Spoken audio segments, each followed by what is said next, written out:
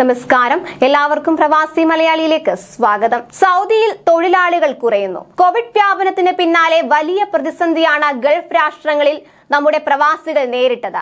നാട്ടിലേക്ക് എത്തിച്ചേരാനാകാതെയും സൗദിയിലേക്കുള്ള പാതകൾ അടഞ്ഞപ്പോഴും കടുത്ത ദുരിതത്തിലായിരുന്നു പ്രവാസികൾ. ഇതിന് പിന്നാലെ ഈ വർഷം മൂന്നാം പാദത്തോടെ സൗദിയിലെ ഗാർഹിക തൊഴിലാളികളുടെ എണ്ണത്തിൽ വലിയ കുറവ് രേഖപ്പെടുത്തിയതായി ജനറൽ സ്റ്റാറ്റിസ്റ്റിക്സ് അതോറിറ്റിയുടെ വെളിപ്പെടുത്തൽ. ഗാർഹിക തൊഴിലാളികൾക്കിടയിൽ ഡ്രൈവർമാരുടെ എണ്ണത്തിൽ 2 ലക്ഷത്തിലധികം കുറവും രേഖപ്പെടുത്തിയിരുന്നു. ഈ വർഷം മൂന്നാം പാദത്തിൽ ഏകദേശം 1.75 ദശലക്ഷം ഗാർഹിക ഡ്രൈവർമാരാണുള്ളത്. 2020 16 ലക്ഷം ഗാർഹിക തൊഴിലാളികൾ ഉണ്ടായിരുന്നിടത്ത് ഈ വർഷം 14 ലക്ഷമായി കുറഞ്ഞതായാണ് കണക്കുകൾ കാണിക്കുന്നത്. അതേസമയം ഗാർഹിക മാനേജർമാരുടെ എണ്ണം 2101 നിന്ന് 2488 ഉയർന്നിട്ടുണ്ട്.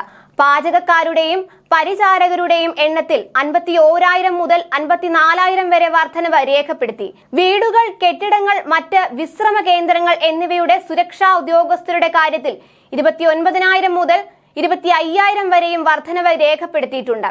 വീടുകളിൽ ജോലി ചെയ്യുന്ന കർഷകരുടെ എണ്ണം 2,536 നിന്ന് 2,238 തയ്യൽക്കാരുടെ എണ്ണം 1,462 നിന്ന് 1,301 കുറഞ്ഞിട്ടുണ്ട്. ഇൻഹോം ഹെൽത്ത് കെയർ സംവിധാനത്തിൽ ജോലി ചെയ്യുന്ന നഴ്സുമാരുടെ എണ്ണവും 2,958 നിന്ന് 1,947 കുറഞ്ഞിട്ടുണ്ട്. കൂടുതൽ പ്രവാസി വാർത്തകൾക്കായി ചാനൽ സബ്സ്ക്രൈബ് ചെയ്യുക.